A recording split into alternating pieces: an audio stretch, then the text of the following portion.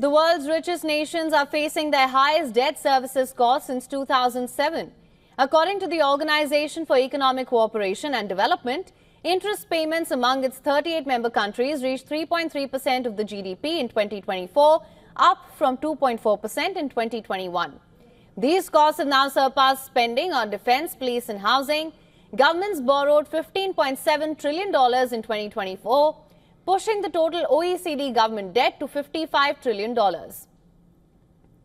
Now, globally, sovereign debt reached $65.2 trillion, with the United States, Japan, France and Italy and the UK contributing over 85% of total OECD borrowing. With rising bond yields and increasing debt levels, the OECD warns that borrowing capacity is shrinking at a time when investment in infrastructure, defense and green transitions is more critical than ever.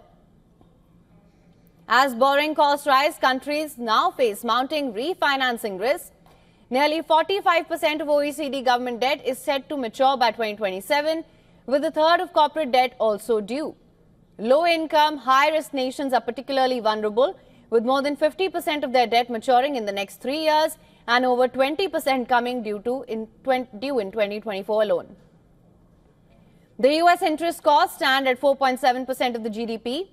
Meanwhile, sovereign borrowing across high-income nations is expected to hit $17 trillion in 2025. Adding to the pressure, central banks are scaling back their emergency bond buying programs. Their holdings of government bonds have fallen since 2021, with $1 trillion decline expected this year. Foreign investors and households have stepped in, but geopolitical risks could disrupt these capital flows. The OECD warns that debt sustainability depends on how borrowing is used. If debt funds growth-enhancing investments, economies can stabilize. However, if it fuels share buybacks and fiscal deficits, debt risk will escalate. Corporate debt now stands at $35 trillion, but much of it has gone towards refinancing and shareholder payouts rather than productive investments. Emerging markets are also struggling, with dollar-denominated borrowing costs rising to over 6% in 2024 and exceeding 8% for high-risk economies.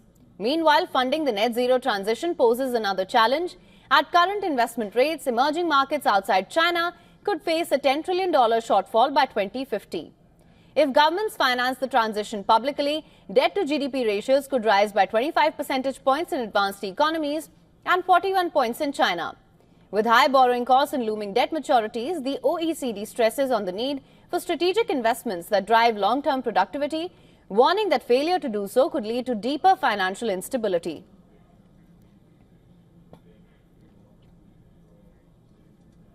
For latest news, download the WION app and subscribe to our YouTube channel.